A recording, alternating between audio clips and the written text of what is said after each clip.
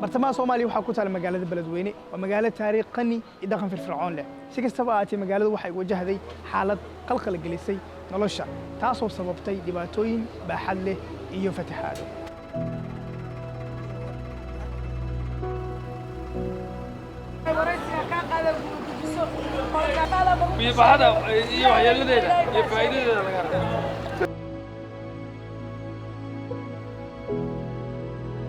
webiga Shabeelle ayaa ku soo fatahay magaalada Beledweyne taasoo u geysta dhibaatooyin aad u badan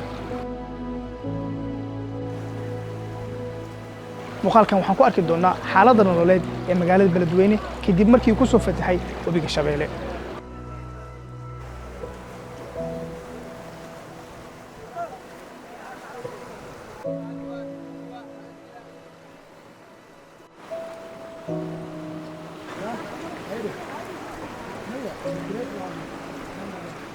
deegaanka ayaa ku keenay burbur iyo rajo xumo dadka ku nool magaaladan quruxda badan ee Beledweyne waxaan wareysan doonaa dadka ku dhaqan magaalada ayagoo warbixin naga siin doono saameynta uu geystay fatahaadihii webiga Shabeelle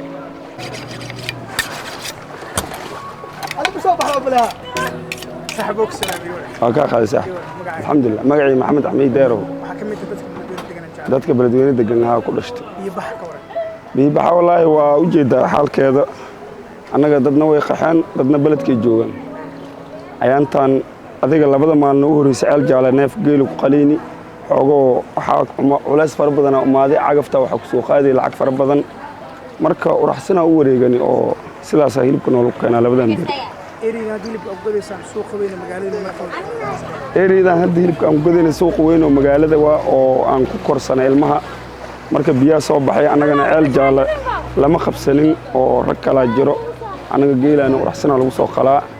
sidaas marka inta ugu herni hilibka marna waa noo baxaa marna inta badan waa nagu hakadaa uraxsan markii hilibka ma laga keenaa is adiga ka keensaday uraxsan hilibka waa laga keenaa laba rar waa buundada way xiran tahay inta la soo saaro dameer buundada haddana gaari gacan lagu soo marsiiyaa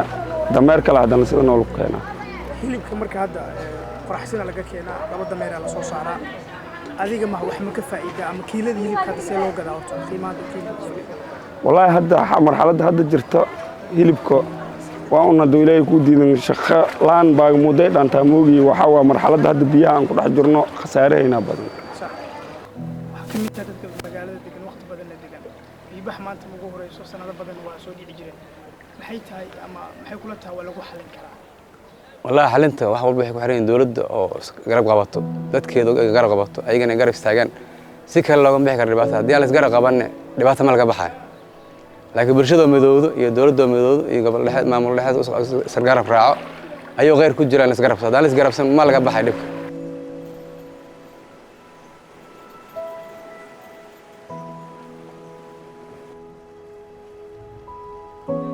magaalada Beledweyne iyo dadka ku dhaqanba wali kama niyad jabin inay u kacaan si ay uga hortagaan halista fatahaadda webiga Shabeelle